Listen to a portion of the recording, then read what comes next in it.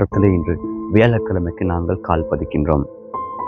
எனக்கு பிரியமானவர்களே, இந்த நாளிலே இறை வார்த்தை உங்களை மேலே அழைப்பது. இந்த நாளிலே வாசிக்கப்பட்ட வார்த்தைகளூடாக நாங்கள் சிந்திக்கின்ற பொழுது, நாங்கள் எங்களுடைய வாழ்க்கையிலே, அன்றாட வாழ்க்கையிலே நாங்கள் எங்களுடைய சுயநலத்திற்காக செயற்படுகின்ற சந்தர்ப்பங்கள் காணப்படுகின்றன. முதலாவது காரணம், எங்களுடைய சுயநலத்திற்காக நாங்கள் பல்வேறு நபர்களை காட்டி கொடுப்பது, பல்வேறு நபர்களை நாங்கள் பல்வேறு வார்த்தைகள் நூடாக நாங்கள் மட்டம் தட்டுவது, மற்றவர்களை ஏற்றுக்கொள்ளாத தன்மை, இவ்வாறு பல விடயங்கள் காணப்படுகின்றன. இந்த எங்களுடைய வாழ்க்கையில் எங்களுடைய சுயநலத்துக்காக நாங்கள் செயற்படுகின்ற பொழுது, அப்படி நாங்கள் செயற்படுகின்ற ஒவ்வொரு சந்தர்ப்பத்திலும் நாங்கள் எங்களை மாத்திரமே உயர்நிலைப்படுத்தி நாங்கள் செயற்படுகின்ற சந்தர்ப்பங்கள் காணப்படுகின்றன.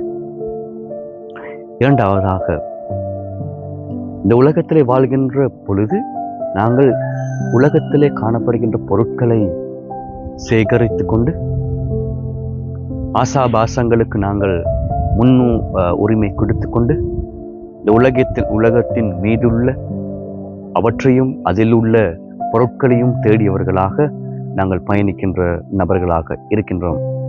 எனவே நாங்கள் இவ்வாறு உலகத்தின் மீதும் அதில் உள்ளவை மீதும் நாங்கள் எங்களுடைய அவதானத்தை செலுத்துகின்ற பொழுது, எங்களுடைய உள்ளம் அதன் பொருட்டு அதற்கு பழக்கப்பட்டு அதிலே நாங்கள் வாழ்ந்து கொண்டு இருப்போம்.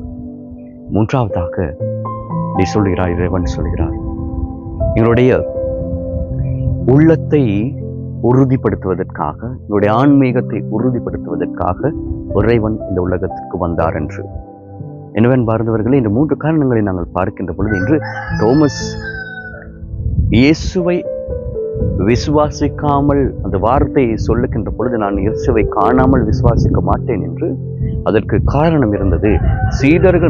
மற்ற சீடர்கள் அவர்களோடு இருந்தாலும் அவர்கள் இயேசுவை உண்மையாகவே அறிந்து கொள்ளவில்லை.